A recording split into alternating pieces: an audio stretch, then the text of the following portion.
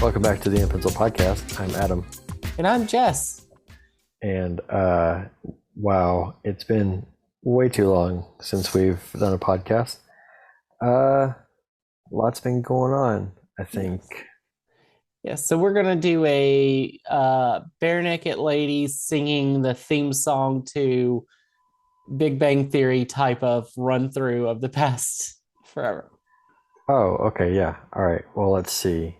I moved to a new place, moved to a new job, moved again. Let's see. Got a what new else. job? Wait, how many jobs have you gotten? Just the one, right? Yeah. And now I'm in a new place. My apartment still is crowded full of crap, and I'm using my Apple headphones because I can't find my actual microphone for this. And so we're going a little rogue and a little raw. Yeah. Is that right? Yes. I guess. So we both have a white streak in our hair. What? And if we touch you, we'll take your powers. Oh wait, different rogue. Sorry. I do not get the reference, but okay. Don't worry. Our one North Carolinian viewer will. Remember the one North Carolinian viewer joke we used to have? Oh yeah, what was it? Or listener? I guess you don't have viewers to podcasts normally. What did we call him? I forget. I don't know. Maybe we got a different one now. He lives in Nashville. No. His name is Dave. No, you don't want. He lives in Huntsville, Alabama, and his name is Earl. And he's Did he win a? Did he get a lottery ticket and then get hit by a car? No, not that Earl. Okay, different name. His name is Jeff. Jeff, spelled with a Geoff. And he lives in Huntsville, and he works at a factory. And listening to the In.Pencil podcast is the only way to make sense of the world. He used to have a job in a toy company, but he got laid off a few years ago. He has a really long neck, so that helps him in his current job. Yep. Yeah, and he's got 3 wives and 2 kids. I don't know how that works out, but that's how people. That's how he wants to live today. Yeah. And one of his wives is his sister because his Alabama. Stepsister. Yep. Okay, stepsister. Anyway. Let's make it in that gray area. We're like, oh, is it wrong? Is it right? It's not up to us to judge our listeners' lifestyle. Well, there are certain things we will judge you for. Like what? I mean, if you just go around murdering children, I'm going to judge you for that. Well, yeah. I mean, they're the natural, the sort of universally wrong things to do. Yeah, if you're hurting other people. Yeah, I think we agree. We are going to judge you if you hurt other people. Right. But if you listen to Britney Spears while doing your dishes, cool. We're not going to judge you for that. Yeah. But what about listening to Gangsta's Paradise while you're doing your dishes? We're not going to judge you for that, but you might be crying a little bit. Yeah. That's a terrible way to do a segue, but hey, we're doing that. Adam, when you open and close a DVD player or whatever you got there, that can pick up on the microphone. I've got my UHF DVD here. Oh, we need to talk about that too. But yeah, we do need to talk about that. I did go see Weird Al live recently. I forgot to mention that. Yes, but anyway, speaking of Weird Al, we're talking about Coolio.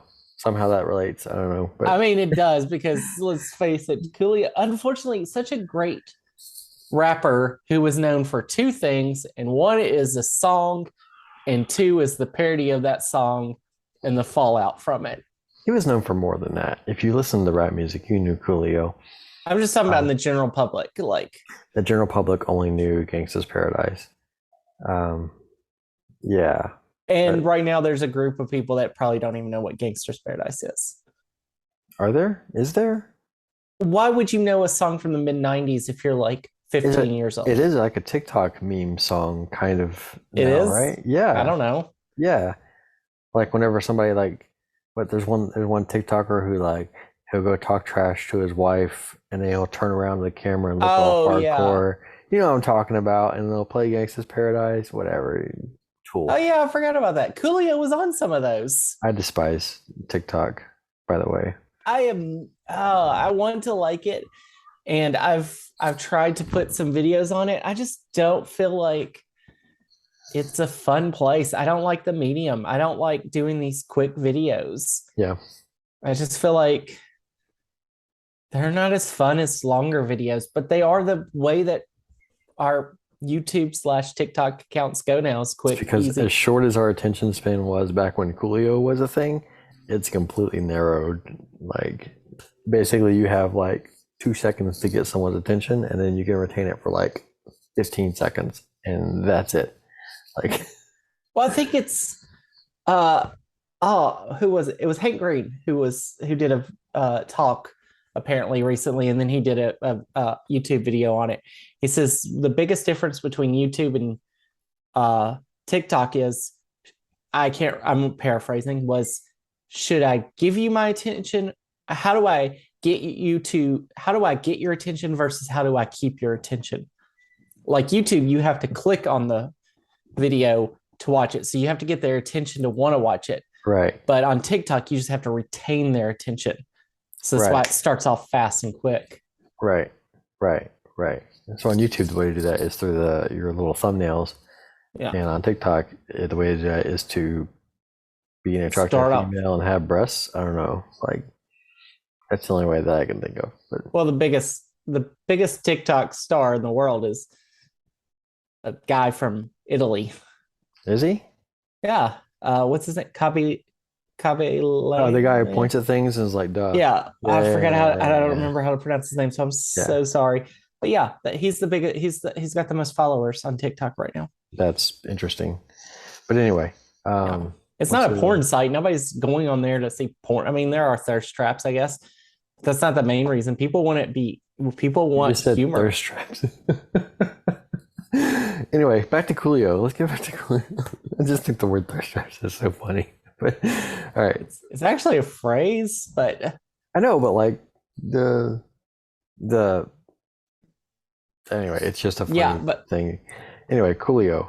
Coolio. So Coolio, when was that? When he died? So Coolio recently A few weeks ago, died. Yeah, this was actually not too long ago. September 29th or something like that. 28th. That was close. So like 2 weeks ago, uh he had a cookbook. I did not know that. Did you know that? I think I remember knowing that for some reason. The thing that I remember Coolio for was uh, it was the Gangsta's Paradise album was one of the first albums that I bought on cassette, and after that I bought the Space Jam soundtrack, which had Coolio on it. Did you know that? I did not. I've never owned the Space Jam or the Gangster's Paradise soundtracks, though I have seen both movies multiple times. No, the Gangsta's Paradise, his album, The Gangsta's Paradise, Oh, which is not. I was thinking Dangerous Minds. Yeah. Nobody knows that that's. But then I also remember like my brother like rocking out to like Fantastic Voyage, and then there was like See You When You Get There, which was like his song about someone passing away. I can't remember who he wrote it about, if I even ever knew to begin with.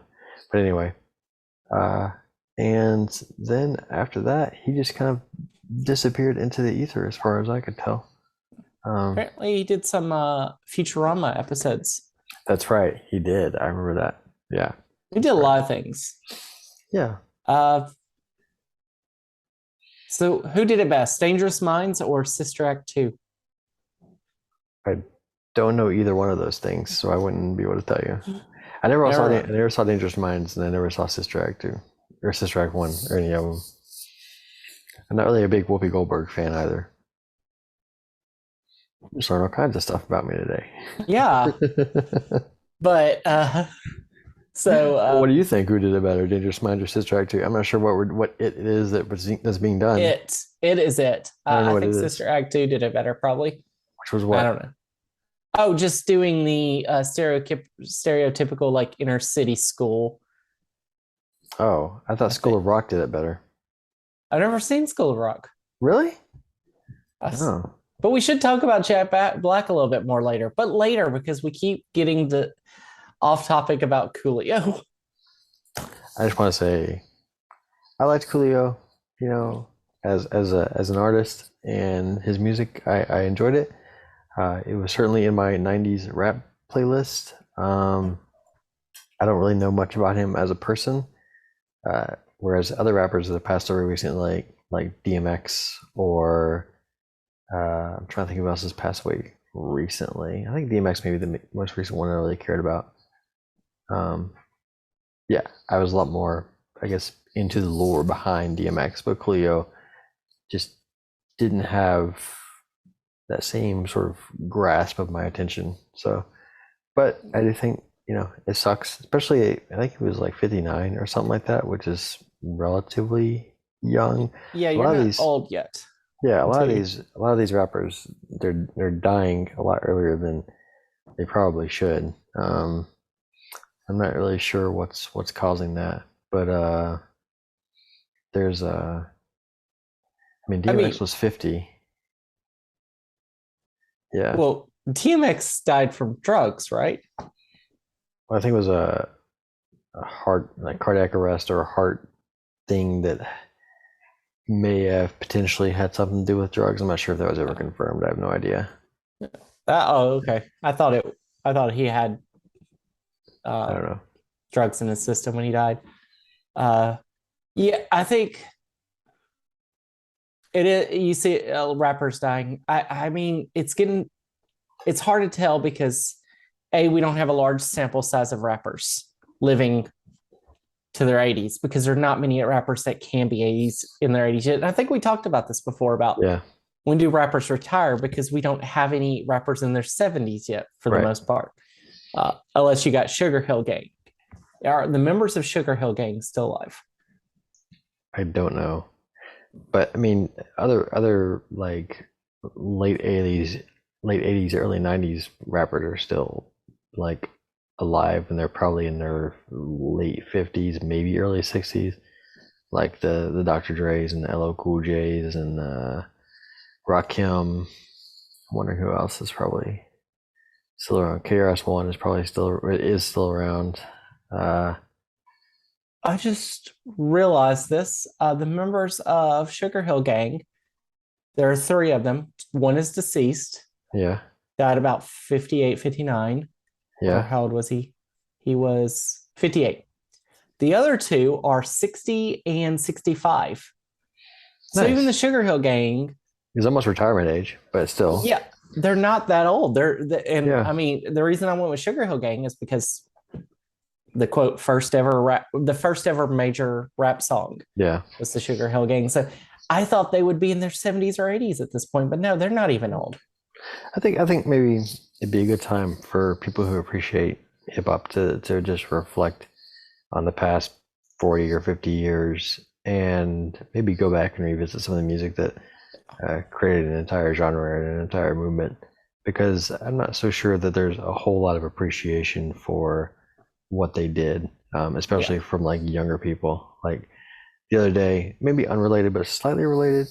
Um, the other day, I remember DJ Academics, who's not a DJ and who's basically just an online media personality that criticizes old school rappers and praises shitty new rappers like Tekashi 6ix9ine. Anyway, he went on a rant talking about how the older rappers haven't done anything for quote unquote the culture, the hip hop culture, and how they never gave or paved really a meaningful way for younger rappers or younger artists or whatever, which is completely untrue. And LL That is Cool a J, hot take. that is a shit take, is what it is. That's a lava take. Well, so and LL Cool J responded with, "Well, when we were," this is him speaking. I'm paraphrasing, obviously. He said, "When we were young, we were coming up. There wasn't anybody to teach us about record labels or how record deals work or how tours work or how management works. There was nobody teaching us anything about the industry. We had to learn everything ourselves. We got trapped in these shitty contracts. Like Mace got trapped in a shitty contract. Like everybody, like um, they didn't know how to do anything that they were supposed to be doing, whether it was starting a record label like Def Jam or whether it was going on tour or anything. They had to learn it all themselves, and then they pass that knowledge on to younger generations. So yeah, they're not going to be in the best financial or the most lucrative situation now in their older age. Most of them aren't going to be. Like Coolio probably wasn't in the best financial situation. DMX certainly wasn't. But they they took hip hop from being a local performative street performance to being literally a global movement, Yeah. where you have the biggest rappers in the world. Being, I remember seeing, when I was in South America, I remember seeing like graffiti on the wall of Eminem and Tupac. You know what I mean? Like in South America, where they probably don't speak any English.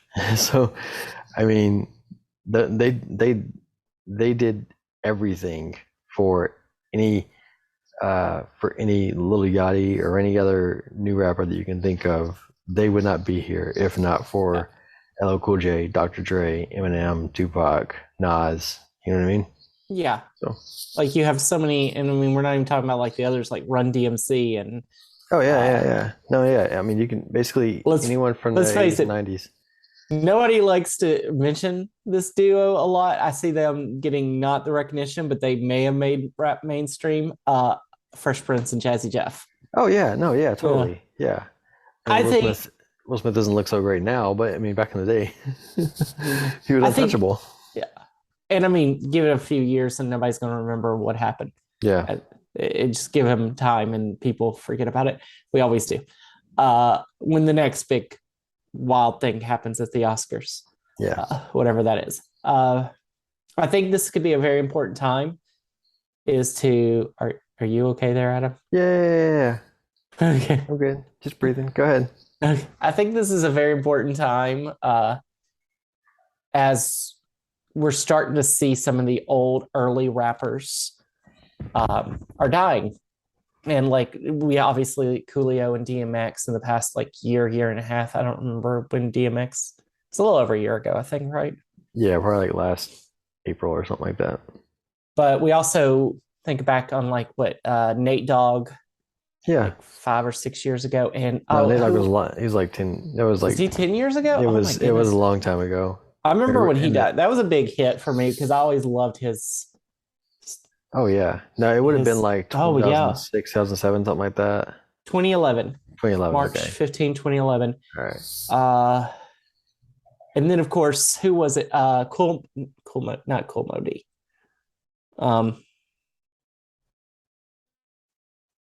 Was it cool? Wait. Who are you thinking of? What are you thinking of? Let's hear the song. What are you thinking of? Biz Markie. Biz Markie. Yeah. Okay. I was like, not Cool Modi. Yeah. Someone who has a similar sounding name. Yeah. But like, Cool Modi's still alive, thankfully. Yeah. Biz Markie, and then there's some others. Who used to work with Fat Joe? A lot of people. Oh, you talking about Big Pun?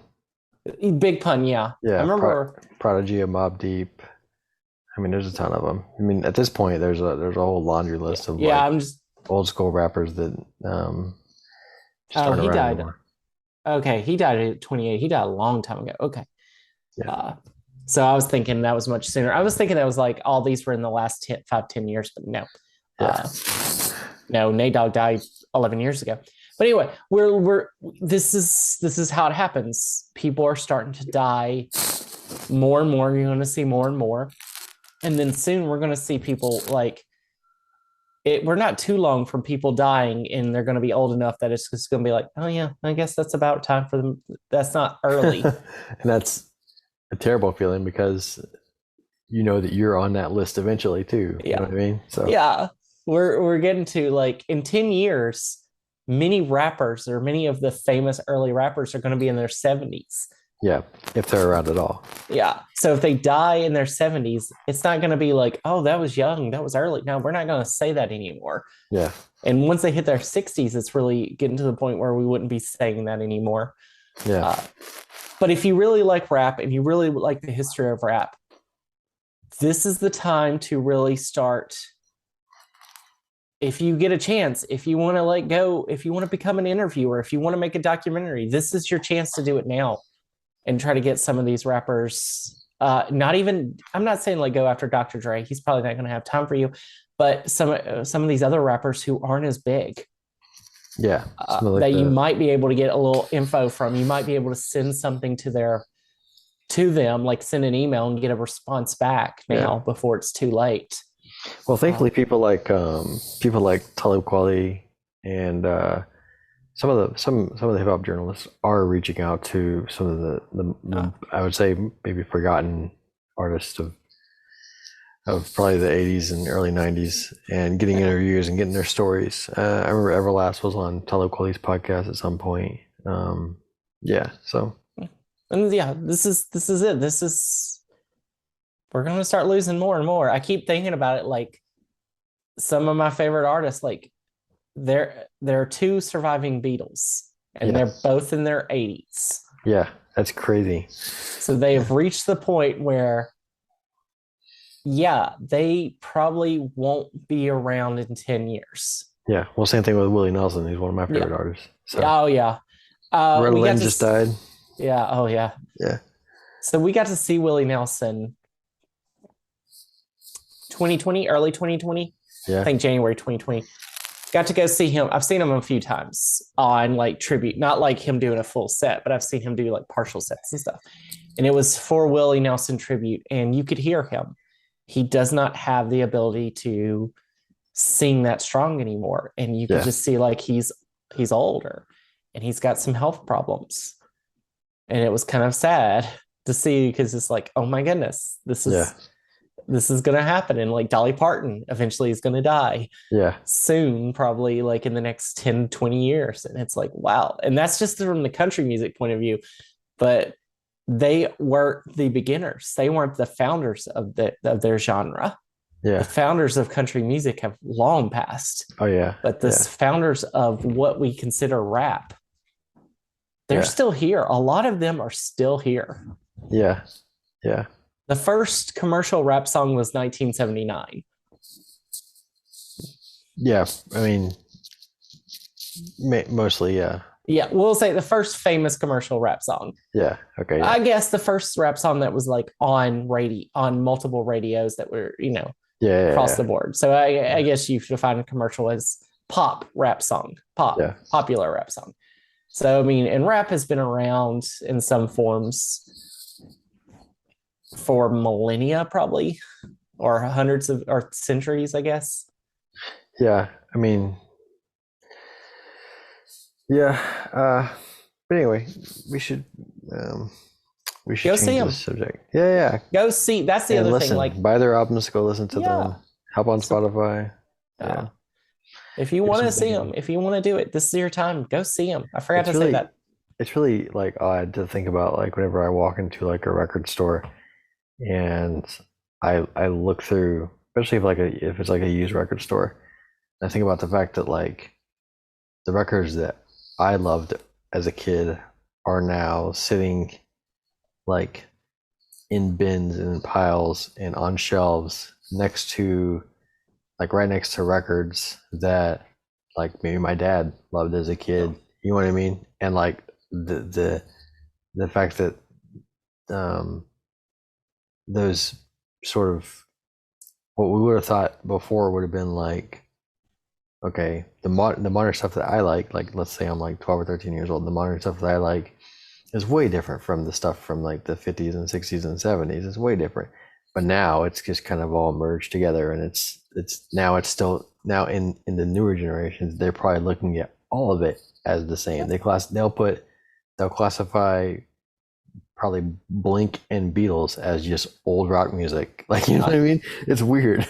Yeah. I mean, because it all kind of sounds the same, because they're hearing the evolution. So if you're first listening to music now, you hear the evolution from say like the Crickets to the Beatles to the Yeah, Stones to the Aerosmith to Blink 182. That's not exactly the linear. It's kind of linear, I guess. yeah, Stones are not much later after the Beatles, so they probably weren't as influenced linearly, but more parallel. But yeah, so they get to hear all this, and it does sound similar enough because there should be similarities. Because whenever a musician plays music, they're not just creating something modern; they're taking centuries of music, yeah. and this is Influence. the version. So this is like when Yeah, you speak the English language that we speak today is centuries. yeah. But I think to circle back, the problem was, I think what we're seeing now, especially in rap, is when people like DJ Academics can get away with saying we're not influenced by the old generations, we're our own thing. That's completely false and incorrect Oh yeah, because the evolution of music in all genres happens where one person takes in that one idea and they build on it and they build on it and they build on it and they build on it. And that's simply how it works. So you can't come out and say, we're doing our own thing. We're not influenced by anybody else. We're not, nobody else is giving us anything. And be accurate. It's just not correct, my friend. so It's just yeah, not it's like, correct. DJ Academics, you tool. did you just make up the rap on your own? Do you think Yeah, you just created it? I yeah, created this new thing. It's called rap. I'm yeah. just gonna say words really fast. It's so cool. You're not gonna believe Yeah. this. No No, one's ever done this before. it's But like, yeah, wait, it's like I saw a TikTok the other day, and I shouldn't be on TikTok, but I was just on there for a moment. We have a TikTok page, by the way. That's why I'm on there. we And do have a TikTok account. I don't know what our TikTok it's in account pencil is. live, in pencil It's live, or in oh pencil yeah. dot live, something like We that. we do not upload much to it often because, well, eh. But anyway, this kid was on there, and he was doing a Super Mario Brothers tutorial from this ancient video game, and he was talking about he found out how to get to the Midas world. Like he discovered like this brand new thing. Like you're about 30, 35 years too late to that, bro. Wait. Was this person in pencil? No, no, no, no, no, no, Okay, it no. It wasn't like wasn't. It was an actual kid who was actually portraying it as if he was the first one to ever discover this thing. he clearly was not, and he didn't even discover it on his own. Yeah, it's just Yeah, hilarious. someone discovered it on their own, Someone did. and I'm pretty sure I know how it happened, How? which makes me think that there are more out there glitches that no one's ever even tried to look for. So if y'all know where the minus world is, we have a TikTok on this where I show you Yeah. how to get to the minus world, and we also have a YouTube video on it as well where I Yeah. go into more detail on it. Yep. Where I pretend like I don't know what the minus world is, Right. as if I hadn't been to the minus world like 5 or 6 times the day I recorded that already, trying to get the perfect video. But hey, it's all fake. It's all for Remember, the. our internet personalities, how we present ourselves on the internet isn't real. It's an act. It's a facade, just Yeah. like how you present yourself in real life is a facade. The real you doesn't exist.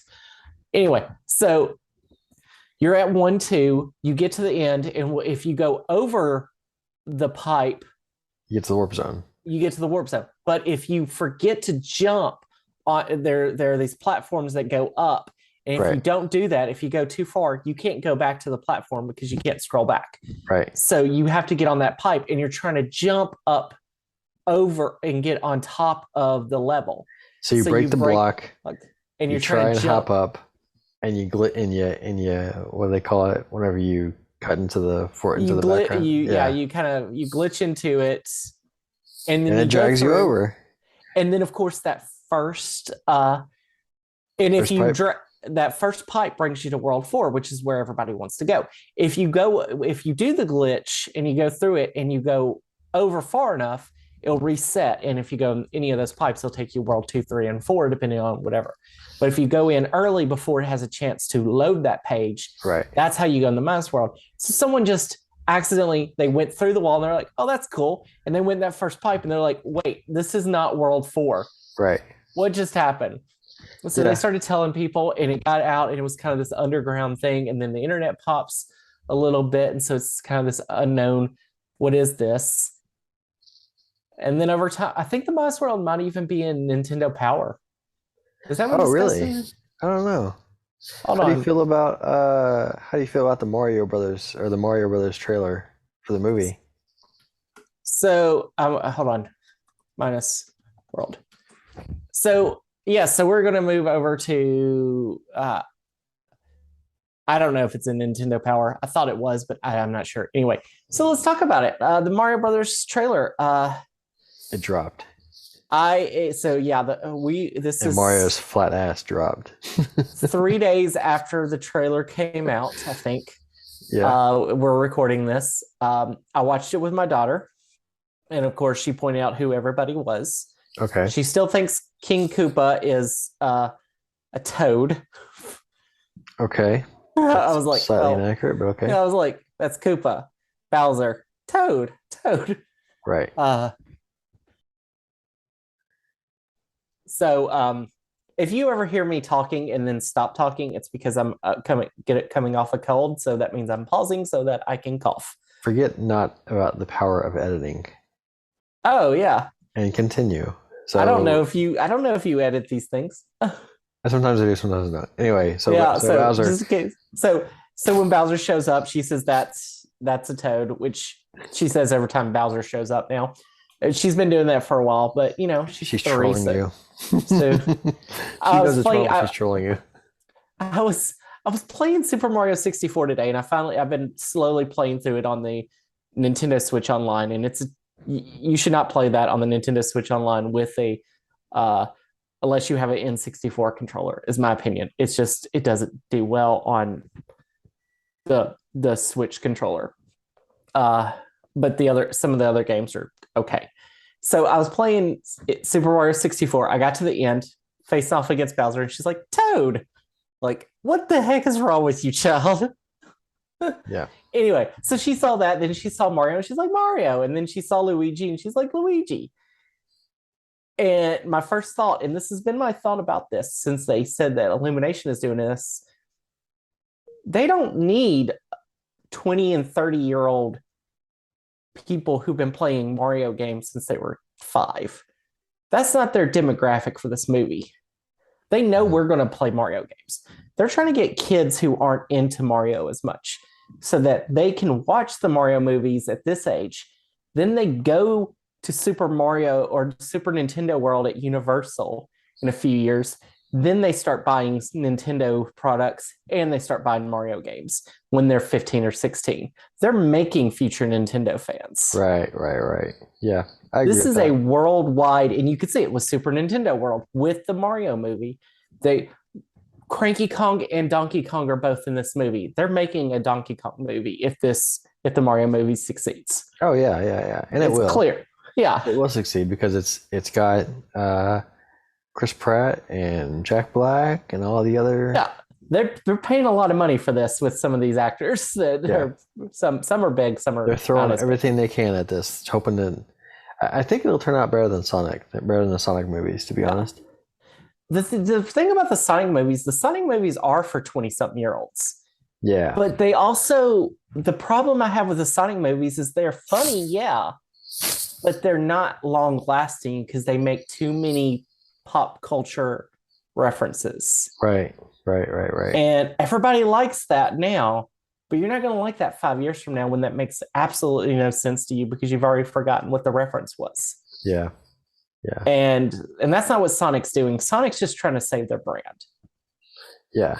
Mario does not need to save their brand. Their brand is good. They just need to expand their brand. They want to take over the world. They want it to be Disney. I mean, that's true. Yeah, that's Sonic, true. Sega does not know how to control their brand. They've had this problem for a long time. They're really banking everything on their new game, Sonic Frontiers, which is coming out here soon. And I don't actually remember when it's coming out. And they're hoping it's good enough that people like it because the movies alone will not save their brand. Yeah. That they've had trouble ruining. So my first thought was I think this trailer is going to appeal to little kids like it's supposed to. And that's who they care about most. They don't want their main audience just to be 30-year-olds. They want their main audience to be 30 and 40-year-olds bringing their kids and the kids loving it. Yep. Yep. And they want non-gaming parents bringing their non-gaming kids. Right. That's who's supposed to be there. Right. So do you think it'll do well? I think it will. I that trailer, I liked it. My first thought of it was Mario's face looked a little weird, but then I got used to it, knowing like all their faces are animated a little differently than the video games. Yeah. And part of that is because we actually have to see everybody's face and talk, and you don't see that in video games. Right. Animation. I didn't like Chris Pratt's voice for it at first. Yeah. But he is doing a slight accent. You just don't hear it in the "Where am I?" because he only speaks 2 lines. Right. But then he says, "Mushroom Kingdom, here we come." And you can tell he's actually doing a slight like Brooklyn accent to it. Okay. If you listen closely, you can say like, "Oh, that's the accent. That's who Mario is." Yeah. So it's not Chris Pratt doing Chris Pratt's voice. I think we'll get used to it. People wanted Charles Martinet to do it, who does the video game voices. Right. But I don't think I can handle an hour and a half of someone going, "It's me, a Mario." "Oh, look, it's the Mushroom Kingdom." Or whatever voice he'd do. Like, that would get annoying after an hour and a half. Yeah, that's true. Yeah. Well, I guess we'll see. I'm looking forward to it. What do you think? I went into a long I rant. share pretty much the same thoughts. I mean, I don't think I have anything that's differing as far as an opinion goes on it. I think it's long overdue for us to have an actual Mario movie. Yeah. So, Yeah. it seemed like 95 to 99% of Twitter's reactions. Twitter is like the cesspool of cesspools. Yeah. Like, cesspools don't go to Twitter because they're like, "That's too dirty." But I don't know what kind of dumb. Okay. That's like, what? Just cut that out because that didn't make any sense. Anyway, they were So talking about his flat ass, 95 right? Huh? They were talking about his flat ass, right? No, well, some was talking. It was like Chris Pratt's voice, Jack Black's voice was talked about a lot because they're like, "Oh, he did great." Okay, yeah. And everybody hates Chris Pratt now. I don't know why. It's just like everybody wants to hate Chris Pratt. It's the fun thing to do.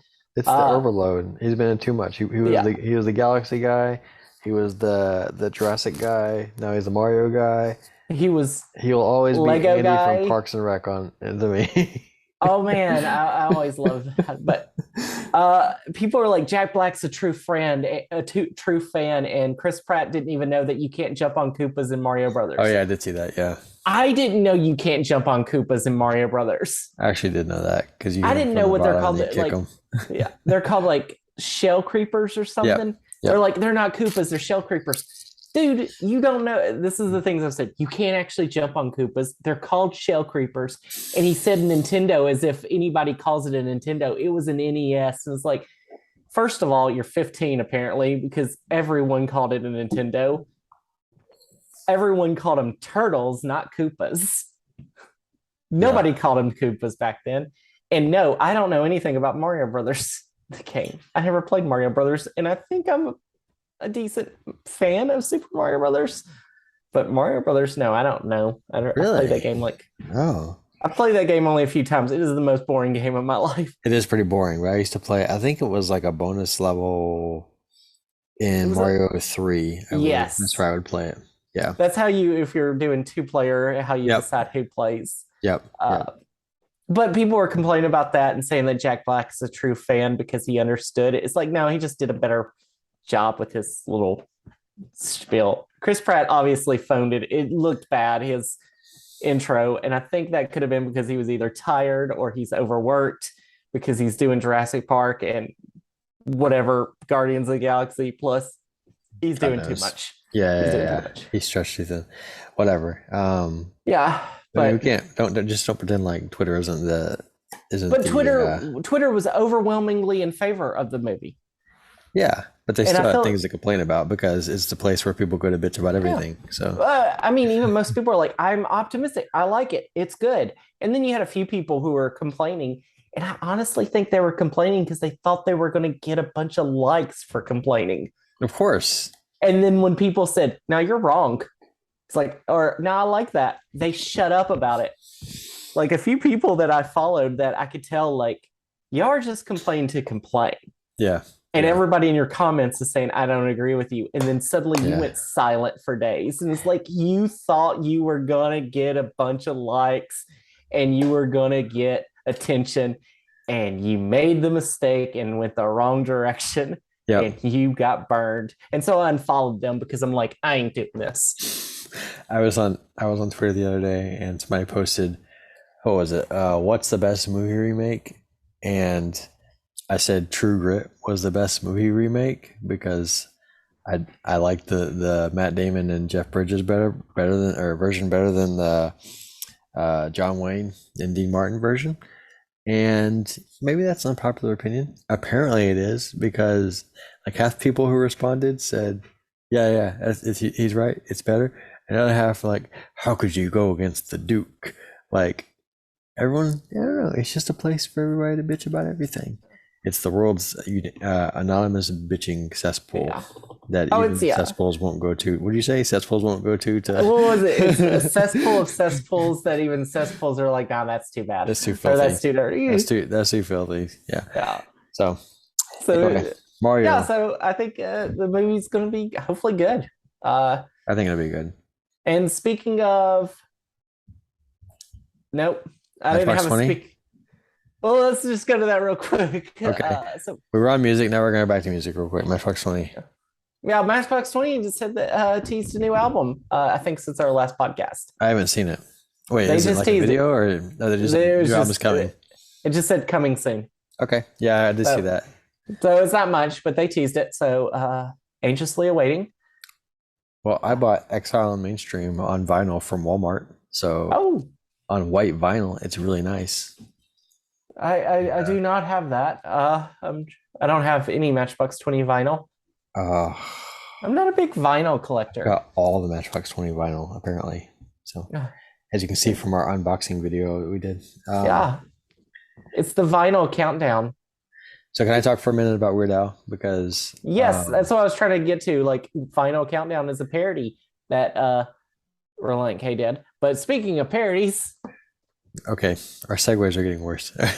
Weird Al. we had a good one for Weird Al, and then we backed out of I it. went to go, yeah. I went to go see Weird Al in concert last weekend in Houston, and it was amazing. But it wasn't a traditional Weird Al show. We went before. I think you and I went together to go see him at the Ryman I've seen them a few years ago. 3 times. Yeah, And the sets were basically the same. Yeah. So. Well, that was the thing. Generally, his sets include like videos and like his little goofy interview things that he does with like Eminem and Madonna and stuff like that. None of that was there. Okay. It was him sitting down center of the stage. Left and right were his two band members, and the drummer and the guy on the keyboard were in the back, right? So, and the set list was, first of all, the tone of the concert was a lot less energetic than what you'd get from a typical Weird Al show. And the set list was all some of the more hidden gems, the original Weird Al songs that you would never think about seeing live. He played. I'm trying to think of some of the ones off the top of my head. I remember Larry, which was from Bad Hair Day. Are you? Hang on, I'm trying to find some of the more. Yeah. So while you're doing that, so if you've never been to a typical Weird Al set, he'll do a song, he'll walk off stage, they'll show some videos while he gets everyone gets dressed into the costume for the next song. So if you've seen the music videos like Dare to Be Stupid, they're all wearing that costume. Fat, he's wearing the big fat suit. Yeah. And like he does that over and over again. So it's just like a song, 5 minutes for everyone to get ready while you watch some of his other videos and stuff. And then he does another song and then it goes off and it's back and forth. So it's very disjointed. Yeah. And that was the typical one that I've seen him 3 times do over, a period of a few years he was doing them. And so that's just to give you an idea if you've never seen a Weird Al show of how they used to be versus this, which sounds like a much cooler version of it. This tour is actually really awesome. He played One More Minute. Oh wow. He played, I'm trying to find some of the other songs through his little discography that he played. I'm gonna go look at set lists. Yeah. I'm just trying to find them on Spotify. Just trying to go through some of the ones. Anyway, it's all of his original songs from a lot of his older albums, some of his newer albums, but they were all original songs, and it was awesome. Then he closed out with a medley or like a mega mix of like random hits, like polka style, like you'd normally expect from him. But the majority of the set list was literally just all B-sides and stuff that you probably haven't. I mean, some of it was stuff I had never even heard before, and it's on his albums, but it's on his older albums that I don't really care for that much. But it was a really enjoyable experience, and if you get a chance to go see Weird Al on this tour, I'm not sure where else he's going, but it's worth checking out. Yeah, I'm seeing. I think I found the set list from October 1st. Yeah, in Houston. Yep. Yeah. So Young, Dumb, and Ugly, Bob, which is from Couch Potato album. What was that album called? Running with Scissors. Right? No, the one with Couch Potato. The next one. Poodle Hat. Yeah, Poodle Hat. That's right. Yeah. Why Does This Always Happen to Me was another one, which I think is also from Poodle Hat. First World Problems, Dare to Be Stupid. Yep. I'm trying to see, I don't know. I know very few of these songs. I know so Bob, and that's why it was more. Yeah. It was like, oh, I need to go back and check some of Weird Al. I have Weird Al's entire. I have the accordion collection with all the records on vinyl, but I haven't listened to them as thoroughly as I should. So I'm looking at this. Outside the ending medley, I think I know 6 of the 21 songs that were on this. Yeah. The ending medley is a bunch of songs but. And so as celebration, I bought the 25th anniversary DVD or Blu-ray copy of UHF, and I wanted to watch it at some point, probably tonight or tomorrow. But yeah, so that's all I was playing with earlier. But and we need to do a Weird Al ranking or something. Yeah, that'd be good. Albums or I don't know, like best parodies. I don't know what we'd do. Yeah, I don't know. I mean, best albums. I mean, Mandatory Fun is a really good album. I think Bad Hair Day takes Bad Hair Day and Straight Outta Linwood. Is that what it's called? Straight Outta Linwood's a good one. I will always be a Running with Scissors fan because that was the first one I bought. Fun fact, not fun fact, I didn't buy CDs until I was 15. Or anything. I didn't buy albums or anything until I was 15. Yeah. And so all my stuff is the late 90s is when I really started buying stuff. And the first album I ever bought was Big Willie Style. For some reason, I was into Will Smith at the time. And then, I got into other artists like Matchbox 20 and TLC and DC Talk. DC Talk. Oh yeah, I still have all my DC Talk albums, which I should do something with. Yeah. But yeah, so what have you seen trailers for the new Weird Al quote unquote documentary? Yeah, I'm looking at the mockumentary. What was it called? It's not a documentary, it's a biopic. It's a parody biopic. Yeah. And it's on the Roku channel, right? Is what it's coming to. So it's free for everyone to watch. Yep. Typical Weird Al style. He's not trying to monetize off some shit. I can't wait for it. It looks so good and it looks so silly. Yeah. It's gonna be good.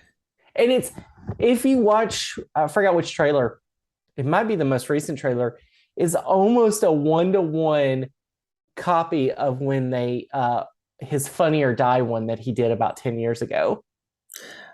Oh yeah, I forgot about that. So basically, this movie, and I think it might be the same people who made that Funny or Die skit might be behind this. That Really? they basically took that skit and said, what if we turn that into an actual movie? Huh. But watch I'll the have to go back Funny and or watch Die that skit again. from Yeah. like 2010, 2011. Then watch the trailers for it, like the full trailer, and you'll see it's almost like a one-to-one copy. And as I said, I think it's like either the same director or producer that's behind it. Besides, obviously, Weird Al is very much involved. It was involved in both of those. So yeah, it seems like they took that Funny or Die skit and they said, let's make it into a full movie. Yeah. But it's Nice. different actors. I mean, Daniel Radcliffe is uh it's amazing. It's an odd pick for yeah, but I guess it works. I like it. I think Daniel Radcliffe he is the guy who basically does not have to act ever again or have to worry about acting ever again. And he is having so much fun with his acting choices because he doesn't have to pick. He can do whatever. He's made millions already. Yeah.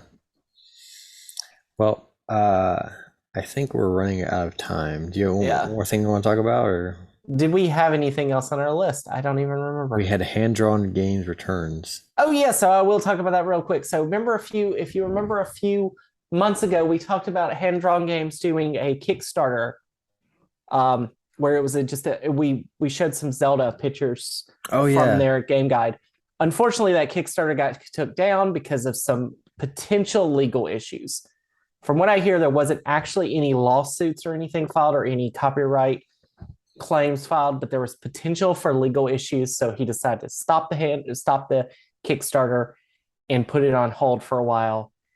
And now he's back and he's doing on Patreon, like I think he's doing magazines where he's doing like hand-drawn magazine type stuff. So he's doing it in a different way that is a little that takes care of that copyright Yeah. legal gray area because of course being a small time publisher up against the likes of like Nintendo, you're not going to win that fight if they say there are issues. And it's a really gray area when it comes to copyright on guides and stuff. But magazines are a different story. Apparently, I don't know legal stuff. I'm not even going to pretend to. But they're back. It's the main guy is doing it. I guess his name Phil Summers. He's back doing it, and I'm sure he's got maybe some other people who are helping him out Nice. with all this. So that's really cool. So they're back, hand draw games. So Nice. We'll have to leave a link to that down yeah. You can become a Patreon. The first magazine is coming out soon, I believe. 1 second. It's coughing. Cough. First magazine is coming out soon, so you might make some extras that you can buy. I don't know how he's going to do that, but you can join and become a patron. And it's literally $6 per magazine. And if you're live in the US, you spend $6 and you get the magazine whenever it comes out, mailed to you already. He does not make a lot of money off this. As we showed my game guide that I have, and I'm showing Adam right now, this thing, which is a full like hand-drawn Legend of Zelda guide that goes like 60 pages or whatever. It's like 70 pages, plus it has a map inside it. Charge $25 for it. That is insane. And he does not charge a lot of money, and he could. That right there is easily $50. These magazines are easily $20 magazines, and should be. But he's just really not trying to make a bunch of money off this, just trying to give like something out there to the universe. And that's so amazing when you don't have to do that. Yeah. When you could upcharge it a little bit more, and probably should, but you could also upcharge it a lot and could get away with it. Yeah. But that's nice.